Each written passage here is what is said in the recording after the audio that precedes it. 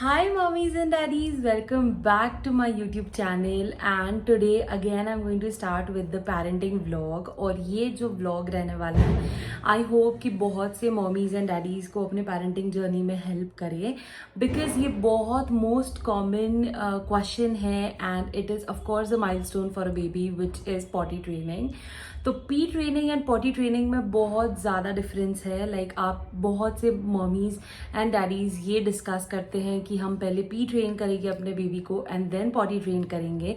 तो मैं ये वीडियो में जो भी शेयर करने वाली हूँ वो अपने एक्सपीरियंस के ऊपर शेयर करने वाली हूँ कि मैंने क्या डिफ़िकल्टीज फेस करी है एंड मैंने किस तरीके से इसको ओवरकम किया और मैं कब सक्सेसफुल रही इस जर्नी में।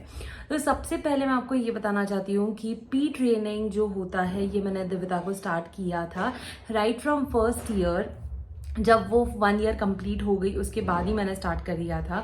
तो उसके बाद she was properly trained after 3 to 4 months. बहुत ज़्यादा टाइम लगा पी ट्रेन करने के लिए बेबी को बिकॉज क्या होता है कि बेबी को एक इनिशियल स्टेज में बहुत ज़्यादा कंट्रोल नहीं होता है अपने पी के ऊपर और उनको एकदम से पी हो जाती हैं तो बहुत सारे एक्सीडेंट्स हो सकते हैं।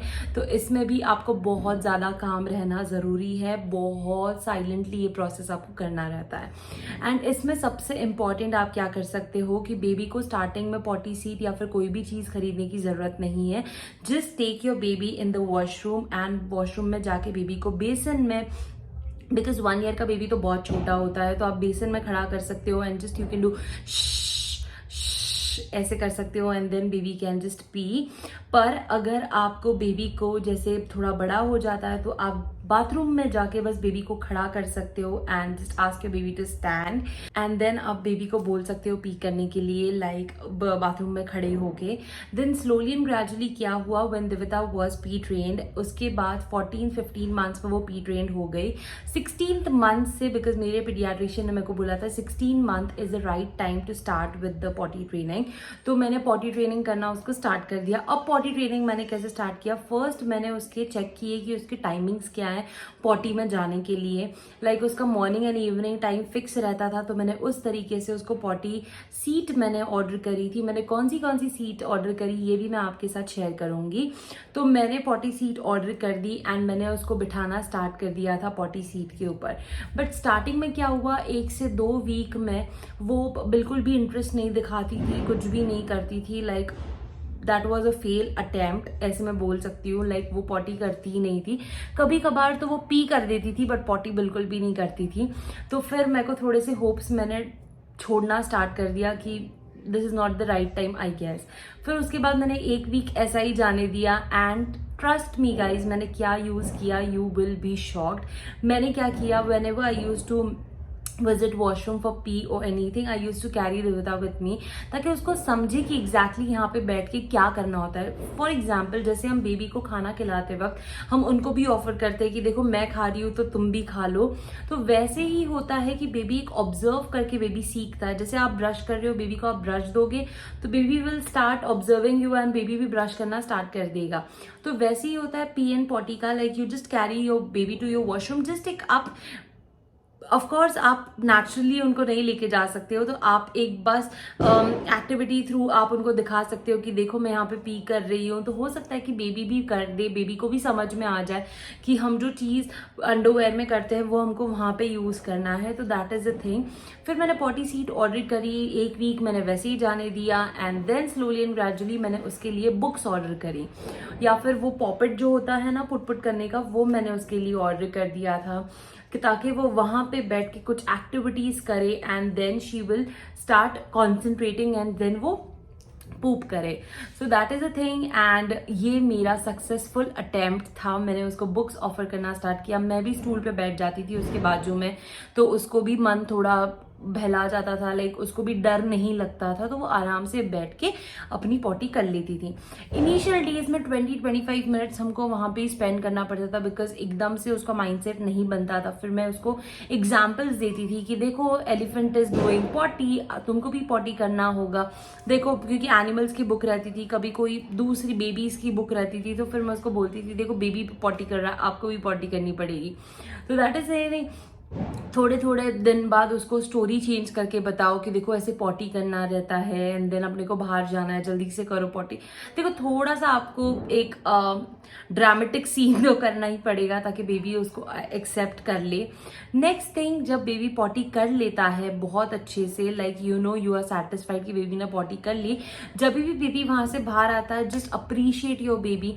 तो मैं क्या करती थी, जस्ट देवता ने पॉटी कर ली तो मैं बाहर जाके मम्मी जी पापा जी के पास, लाइक उसके दादा दादी के पास, मैं उनको बोलती थी कि सी देवता डिड पॉटी टुडे, वाव।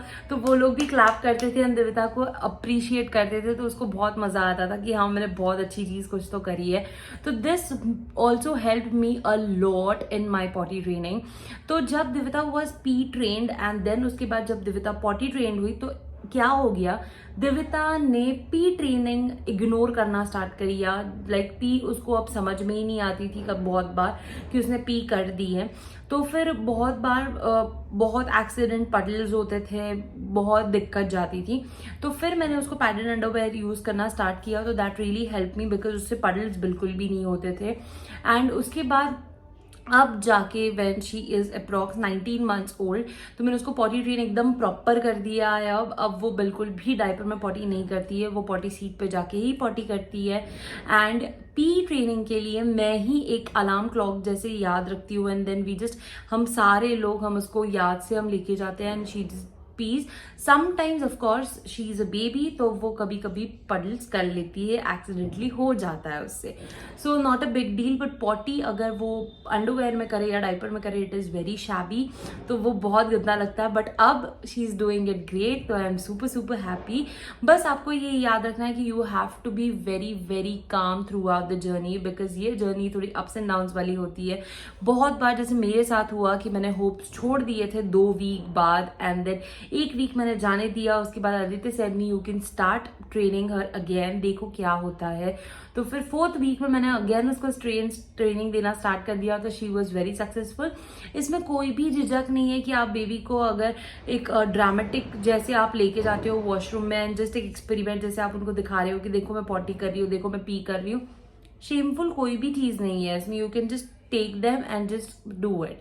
तो बेबी नोटिस करके भी बहुत सारी चीजें सीख लेता है, trust me guys, trust me for this.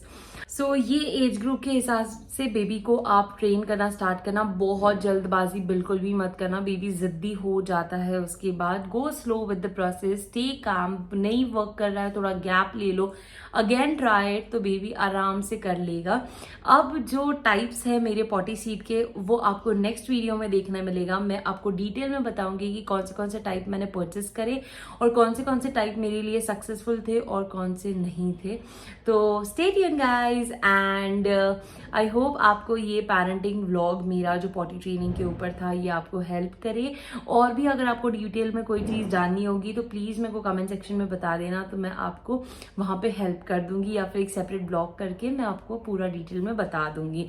Please like, share and subscribe my channel and which will keep me motivated throughout my YouTube journey. Bye guys.